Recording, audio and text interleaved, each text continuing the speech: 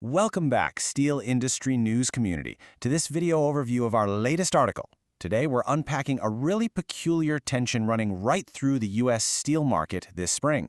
Now, this is a market that demands a highly professional and analytical eye, because what we're looking at right now is a fascinating paradox, and it's challenging the conventional wisdom of buyers and sellers alike. At the core of our analysis is this really striking dynamic. The market is strong on the surface, but increasingly selective underneath. We're seeing mill announcements continuing to push upward, and domestic production is rebounding to levels we honestly haven't experienced in years. But at the exact same time, several of the consuming sectors that usually validate these massive price rallies and traditionally provide the broad base of volume needed to sustain them, well, they're quietly losing momentum. So if you're a buyer, this increasingly selective environment means you just can't rely on broad market trends to dictate your purchasing strategy anymore. This creates an incredibly unusual analytical challenge right now. On one side, we have firm surface pricing and rebounding mill production.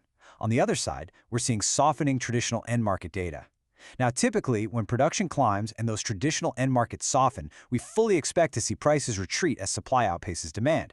But instead, we're seeing pricing power persist even as end market data begins to look a bit shaky.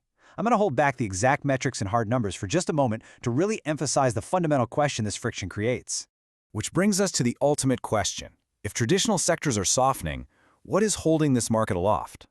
What four invisible pillars are actually propping up this market and driving these price hikes against the grain of conventional expectations? For those of you watching our preview clip, this is where we leave you to ponder the paradox. To get the answers, the hard data, and the specific strategies you're going to need to navigate this, you will need to upgrade and join us for the full video overview.